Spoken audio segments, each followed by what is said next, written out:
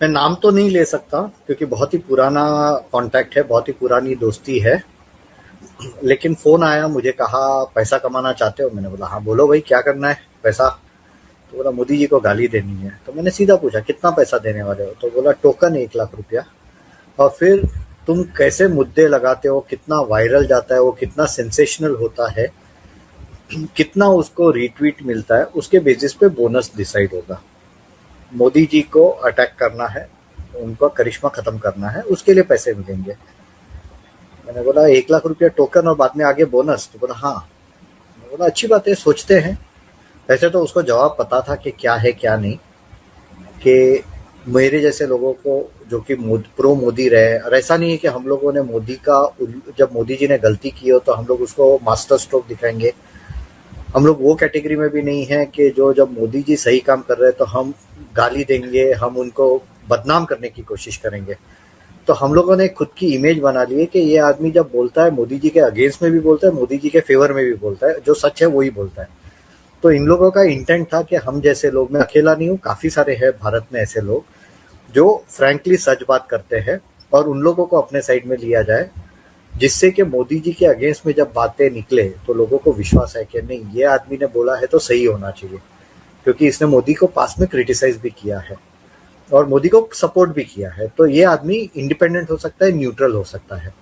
तो ये पूरा एक गेम चल रहा है। मुझे लग रहा है काफी पैसा आया है और काफी पैसा आने वाला है, क्योंकि 2029 के इलेक्शन को अब 3 साल ही रहे हैं।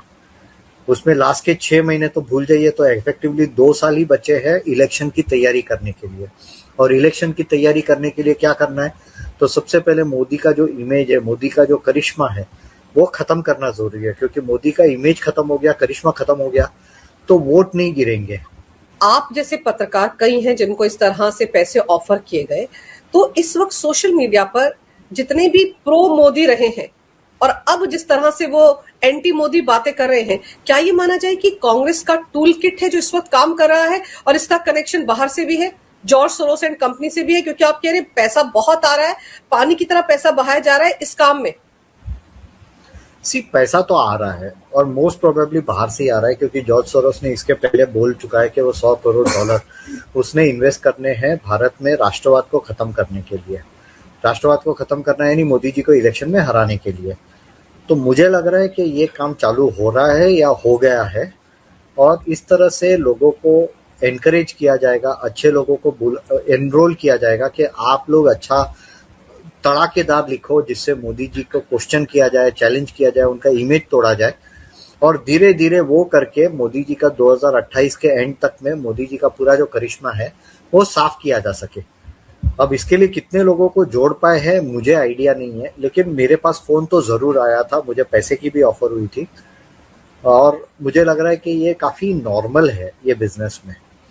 ये जो मीडिया का और इंफॉर्मेशन का नरेटिव का बिजनेस है, उसमें पैसा लगता है, तो ये नॉर्मल है। तो आई कैन नॉट इवन से कि ये उन लोग नहीं कर रहे। काफी लोगों को मिला होगा, कितना उन लोग ने ट्रैक्शन पकड़ा है पता नहीं, लेकिन जो रिसेंट इंसिडेंसेस हुए उससे लग रहा है कि शायद बहुत ज्यादा एक्शन चालू हो चुका है ये एरिया में, उतना मुझे लग रहा है अंजू जी।